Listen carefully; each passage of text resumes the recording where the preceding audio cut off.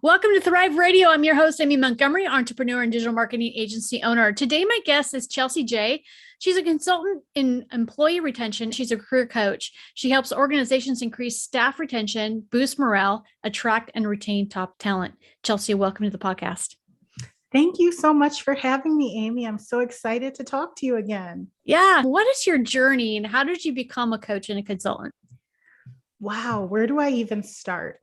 I will say that what I perceived a long time ago as being big failures is actually what led me to my passion and my purpose and my current journey. So back when I was in the corporate world, I was one of those well-known job hoppers, always hopping from place to place, just because I really found that the environments that I was landing in were unhealthy, toxic, or just not really the best fit. And for a long time, I thought I was alone. There was a lot of shame because I had family and friends around me who had been in their roles for 10, 15, 20 years. And they were like, what are you doing? Why can't you stay? And one of the things that I noticed that I was doing naturally in those roles, because I did have some leadership roles as well, is I was always coaching and mentoring and uplifting staff and really helping them get their confidence back so that they could move on and actually find work that was fulfilling for them in healthy work environments. So back in 2017, that's when I started my business, Season and Growing. And ever since then, I've been able to work with a lot of job seekers and coach them to find work that they love in environments that celebrate them. So that's the short answer of why I'm here today. So walking through your journey, what are you grateful for?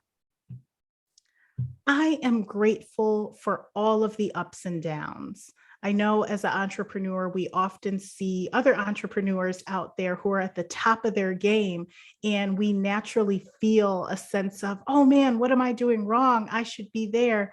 But I constantly have to remind myself and those I coach that you have your story and there's beauty in the journey and there's growth and lots of learning in the journey. And everything that I went through to get to where I am today has just helped me grow and make me a stronger person. How do you help individuals in their career? The number one thing that I do, aside from resume writing and the one-on-one coaching, is I often have to work with my clients to do a mindset shift, and we have to work on confidence boosting as well. Because when your career hasn't gone where you want it to go or where you expected it to go, sometimes that's a punch in the gut. And a lot of the clients that I work with, they're like, Chelsea, I don't know if I can do this. I don't even know if I'm good enough anymore. So I really work with them on changing their mindset, boosting their confidence, and coming up with a strategy to help them get where they want to go next. What are some unconventional ways that people can find a job? That is a very good question. And I don't know if I would necessarily call it unconventional. I would call it more not your average way of finding work, right? So how do most people find a job if they need to? They immediately hop on Indeed or they go to LinkedIn and they type in their search, they get a whole list of jobs and they just click apply, apply, apply. And that is the old way of applying. It's super ineffective because that's how everybody else is doing it. So when you just hit that apply button, you're up against hundreds of other candidates for that same role. So how are you going to stick out? So when it comes to the job search, it's all about building relationships and getting in front of the people who can give you referrals or directly hire you and making yourself stand out so that they know the difference and say, hey, this person is different. They actually approached me directly. So I always recommend building those relationships, making connections with people who can get you in the door. There are a lot of introverts out there who hate the idea of networking in person with a bunch of strangers and doing that basic surface level talk. So one of the things that I always recommend is get with the organizer of that networking event, reach out to them and say, hey, how can I help you?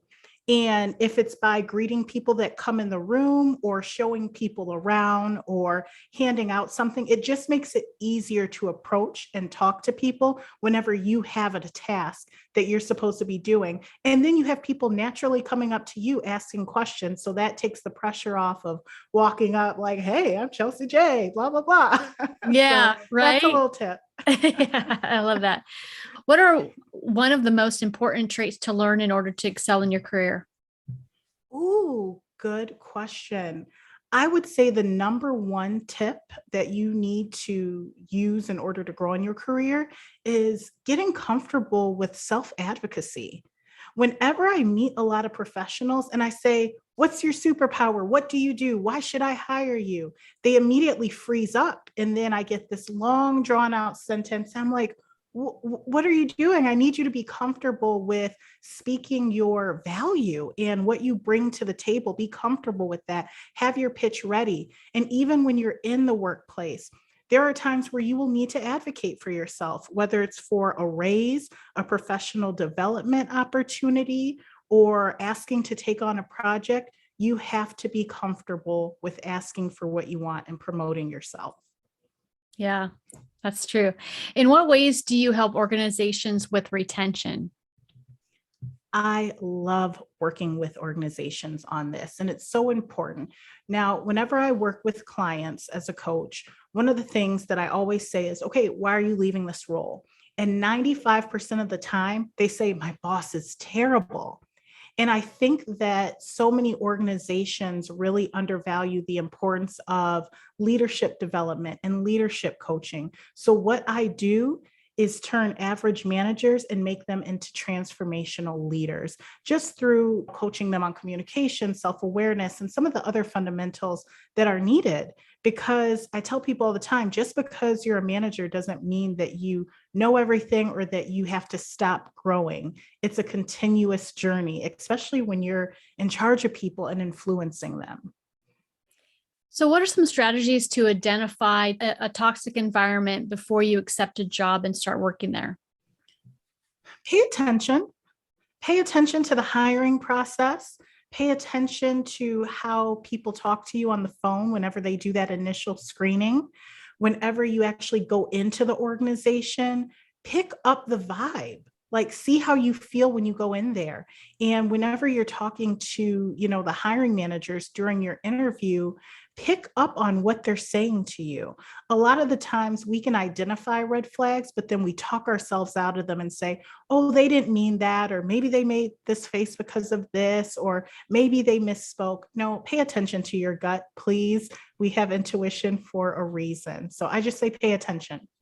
Yeah, I like that. It's true. I think that we do question ourselves a lot of, oh, maybe that's just in my head. Maybe they're just trying to be professional or trying to be this or whatever. Yeah, it's easy to make excuses for people. It is. And honestly, like, we live in a society that is constantly gaslighting us, telling us that what our thoughts are invalid. So you have to get to the point where you're comfortable with yourself and your beliefs and just go with it. Yeah, I like that a lot. So, what are some of your client success stories? Oh, wow. I have a lot. So I'll try to keep it to three. My biggest one was actually when I first started my business. It was actually my first major challenge. I work with a lot of career changers. And my first client was a truck driver who wanted to become a social worker. And the two are completely different. But through coaching, resume development, and coming up with a plan, we were able to get him enrolled in, school for social work and get an internship, a paid internship as well. And he's still a social worker to this day. He works for the government and absolutely loves it. Another one, I helped a teacher transition into curriculum design because she really thrived in actually creating the materials and outlines and courses for students. That was her zone of genius. So I really helped her break into that. And recently, I also helped a mid-level manager. They had been mid-level for a while, and now they are actually a director of operations in their organization. And that was again through self-advocacy and taking notes of their wins and what they had to offer. So that's a few of them. So, what do you think has been your truth that has gotten you this far in your journey? Wow. I would say just embracing being who I am, being unapologetic about who I am, my message, my journey, everything that I've been through, just really owning my story and not being afraid to share it with others, because I have found that there's so many people that can identify with your story and also just be inspired by it and know that anything is possible. And one more question. If you were able to give yourself one piece of advice when you first started out, what would it be? Oh, I would say everything happens for a reason and it is all going to work out. So no need to stress. Yeah, definitely. Chelsea, if there's somebody that's listening that would like to get a hold of you to work with you, what's the best way to contact you? Yes, the best way to reach out to me is actually through my website, which is www.seasonedandgrowing.com. You can just click the contact now link there. Perfect. And I'll put all those links down below. Thank you so much for coming on today and sharing your expertise with us. Thank you so much, Amy. Yes. And if you're listening, you want more information about this podcast and upcoming shows, you can visit acalltothrive.com. Thank you, everyone, and have a wonderful week.